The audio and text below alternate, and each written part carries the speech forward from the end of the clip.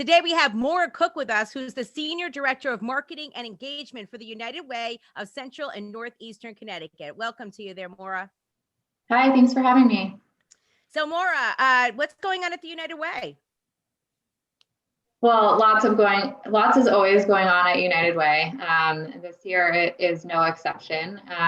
But what I really kind of want to share today is just all of the work that we've been doing, focused on responding and helping people to recover from the ongoing COVID-19 pandemic. So, since last March, we've been working really hard to assess community needs, to work with partners, to work with our fellow United Ways across the state, to really understand what's happening, what's going on, what are people facing in communities. And I think, as many of us know from tuning into the news, from what we've heard, throughout this year, is that as the pandemic continues, as the duration of this crisis gets longer and longer, what we see is that more and more families are struggling to make ends meet.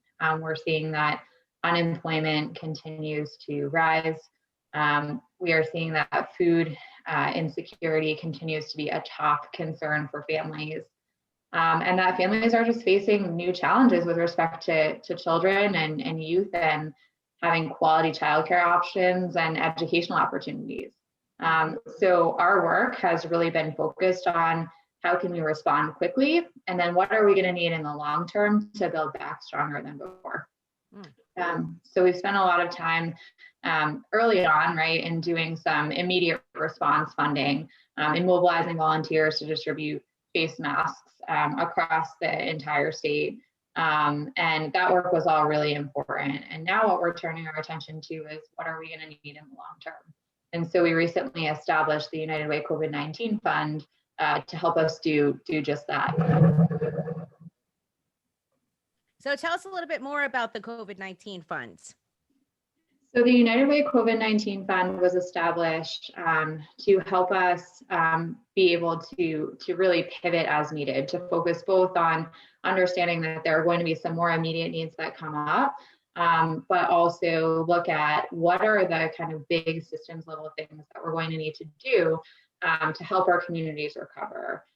We know that unemployment is a top concern, and that there's going to be a lot of work that needs to be done to take a look at what does the employment landscape look like?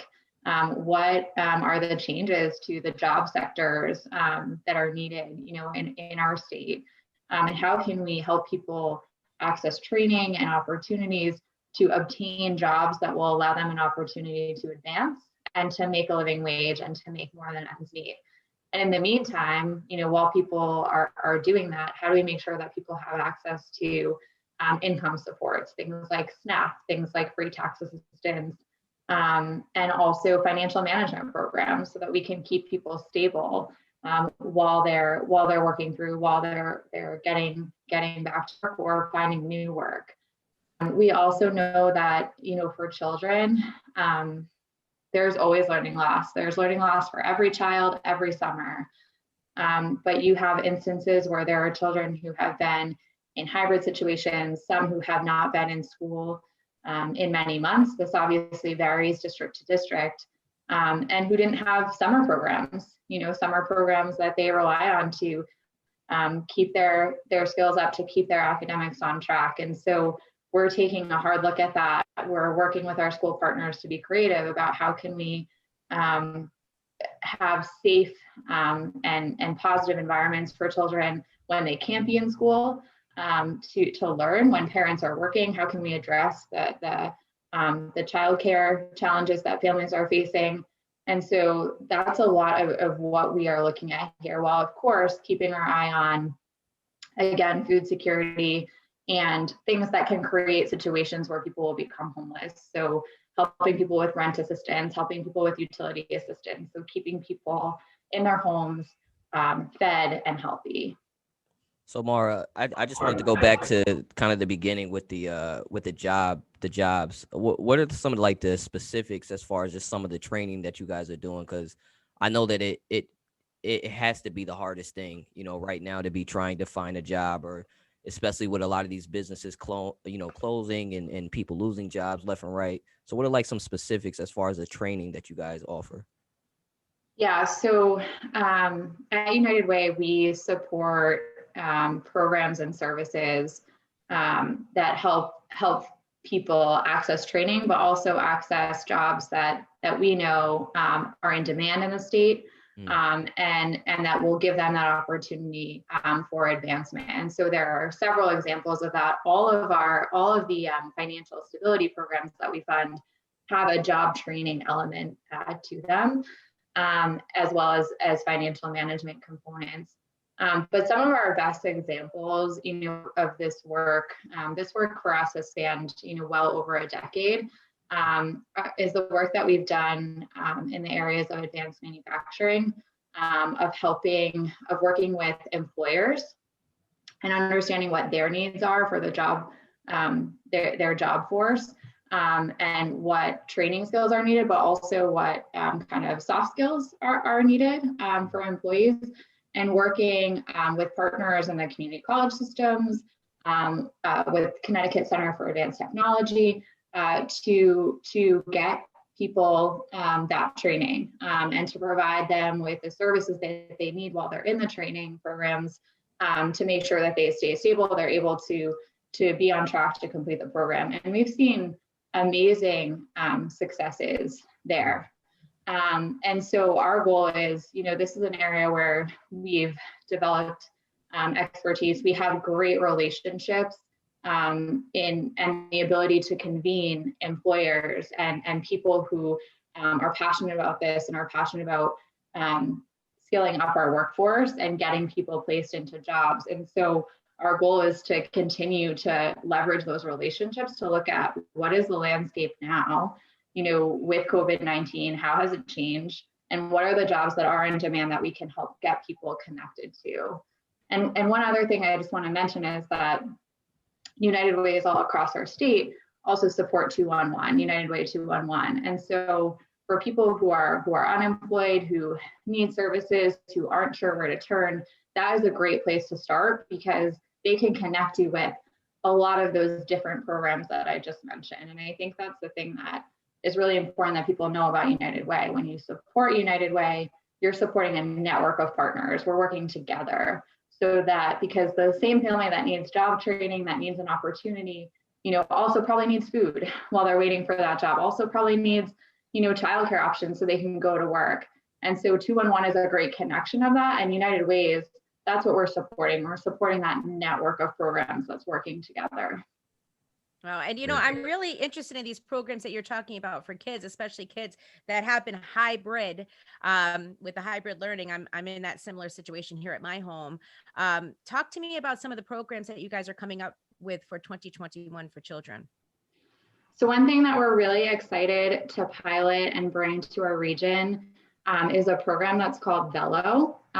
So for years, our United Way has managed a program that we call United Way Readers, and also various other types of programs where we bring volunteers into the school to work with students who are falling behind or at risk of falling behind, so that they get that bonus time with a caring adult. And one thing that we're seeing, with the pandemic, is that none of that can happen, right? And so we have challenges, reaching children. If children are at home and online, there is only so much that, anyone teacher, any one person can do, right? So being able to leverage volunteers in a new way is really exciting and really important. So we are bringing this program to the Hartford area.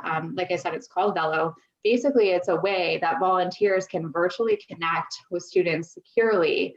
And it gives them access to an entire library of thousands of online titles that are divided up by grade level, so that teachers can enter their students into the program, and students can read and practice reading and practice vocabulary with a volunteer on the other end of the computer who's able to do that. So we think that this will really help for students who need that extra attention. When reading is hard for you, it's like anything else. When something is hard for you, you don't necessarily want to do it on your own, right? So giving them that time with a caring adult who is invested in them, I think will help dramatically in catching kids up who are struggling and behind with literacy. And we're also looking at ways that we can use this for other subjects like science and math.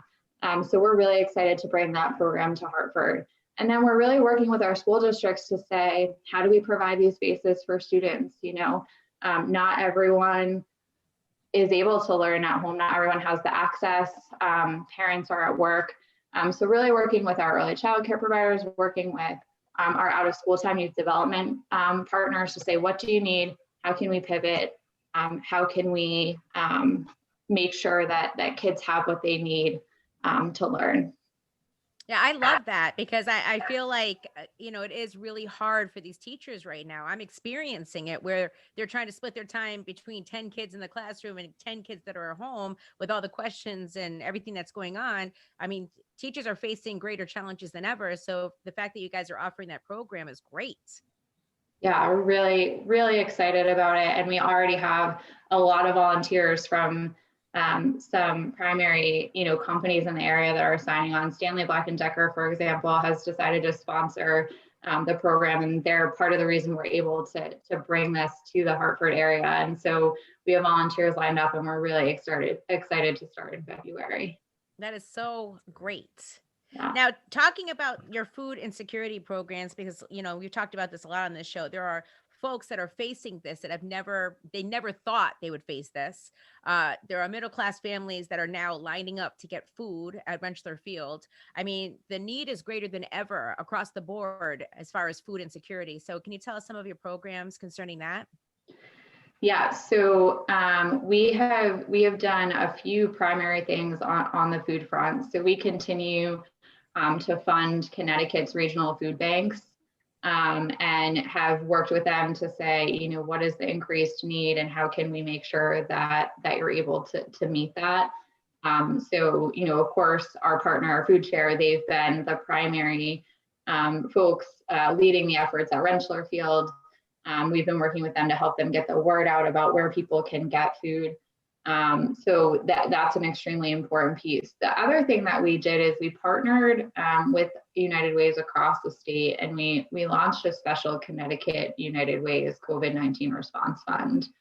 And with that, we raised funds to be able to provide direct financial assistance to families. And so we were able to partner with municipal social services agencies to release funds to residents in various towns. And so each person was able to access a $200 mobile gift card. And what we found is overwhelmingly, those were used to purchase food. Wow. So how do people qualify for something like that? So in that case, you really just need to reach out to your town. The first phase has been completed, but we're working on what phase 2 will look like. So reaching out to your town social services director is always a great way to go if you need resources around food or any sort of basic assistance.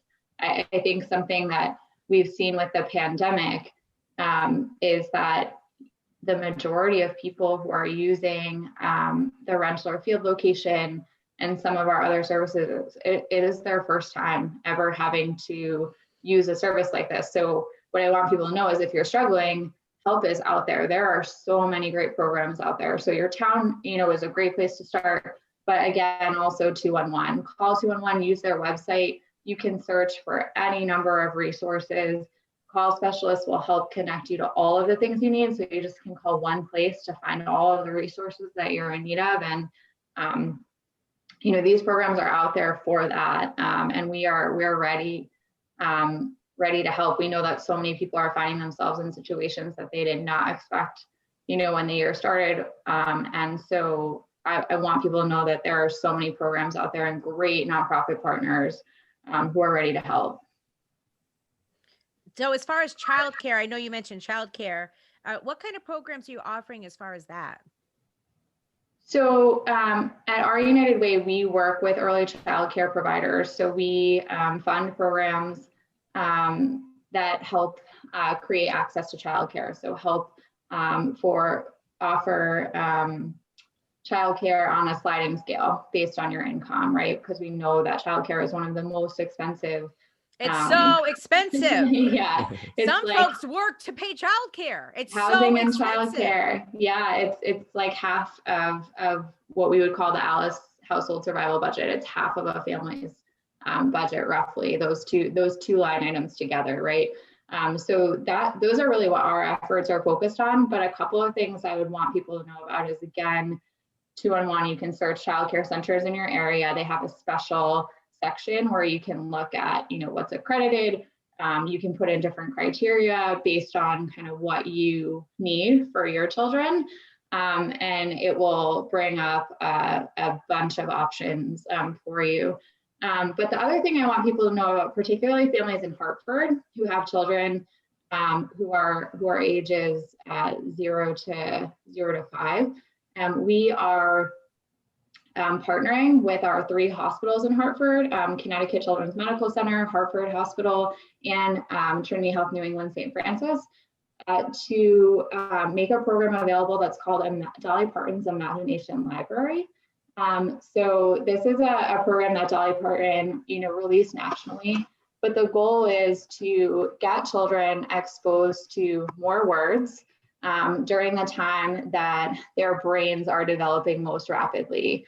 0 to 3 is the time when children develop most rapidly with respect to their kind of cognitive development. And so through this partnership, what we're doing is children are able to get 1 book per month sent to their home, mailed to their home.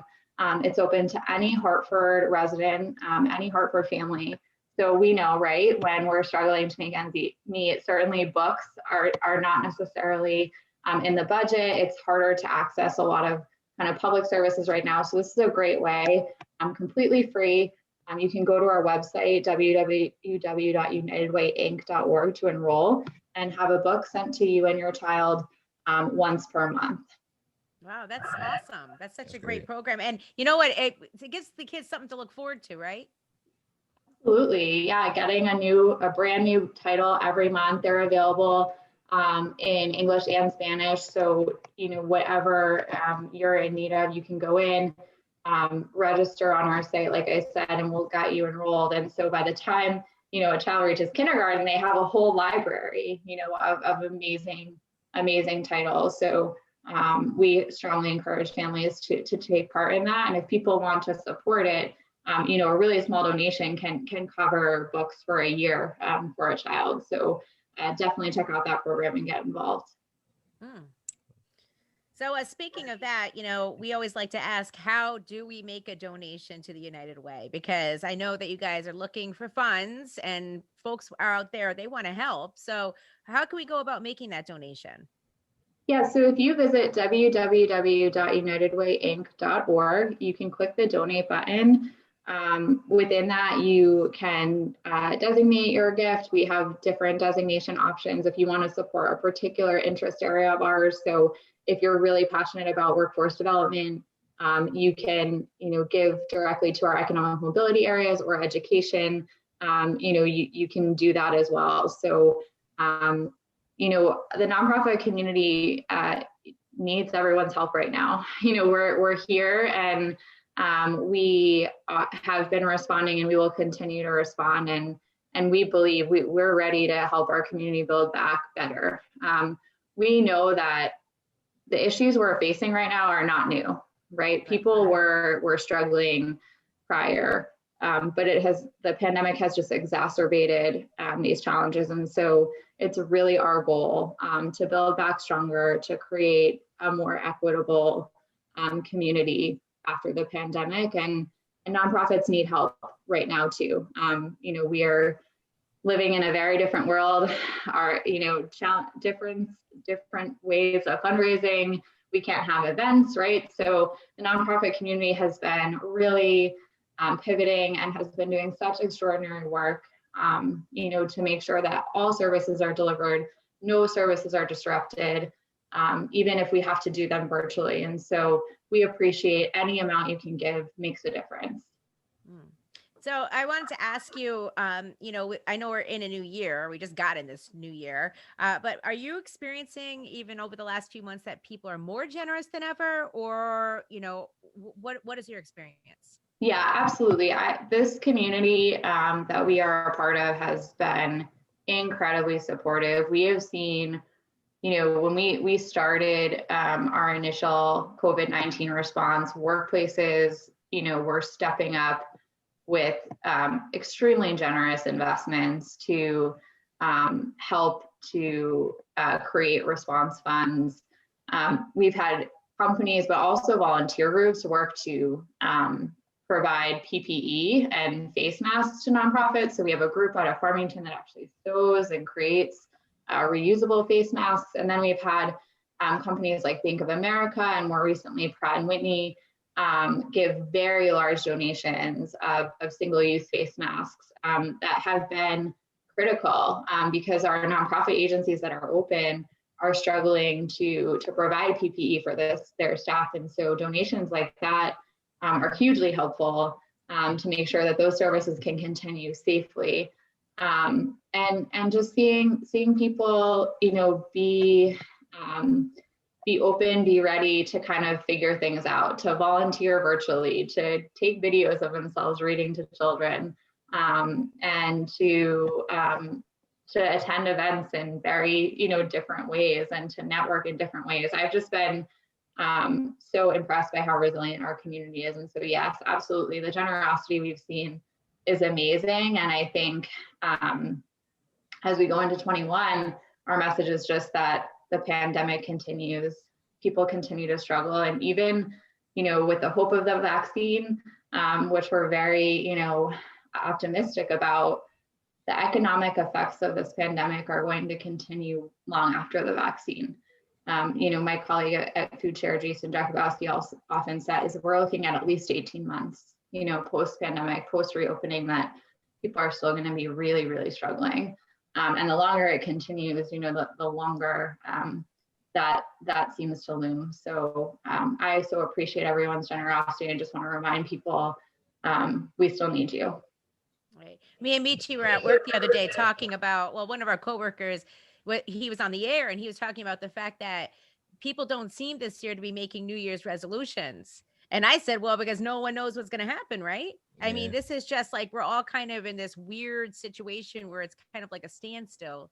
And hopefully things will get better, but absolutely the United Way is helping to make things better. So thank you so much. Yeah, thank you. Yeah. So, Absolutely. Maura, before you go, I know that you're here to talk about the COVID-19 funds, okay? But is there any programs coming up in 2021 that we need to look out for that you're super excited about, or? Yeah, so we are, I mentioned some of the challenges that people have around holding virtual events and things like that, but we are working to bring some, I think, amazing special events and opportunities for people to come together, do things that they love, and support United Way. So we have a town hall on our Alice work, particularly related to homelessness, coming up at the end of January. We also have the real estate and building industry, the commercial real estate and building industry is putting on their first ever virtual event dedicated to raising funds for those experiencing homelessness. And then we have a golf tournament scheduled for the spring. We have lots of great events, and then also more volunteer opportunities. So we want people to get involved. Just because we can't be together physically doesn't mean that we can't get involved and support our community. So I know people have not necessarily been making resolutions, but if one thing that you wanted to do was to get involved or figure out a way to help in your community, just know that United Way is here. Part of our role is, yes, responding to the needs of the community, but the other really important role that we play is connecting people that want to help with ways to go. And we have lots and lots you can do so, even in a year where things look a little different. So please go to our website, find something that interests you. We want to get to know you. We want to get involved. Well, it's going to be an exciting year with United Way. And what is your website?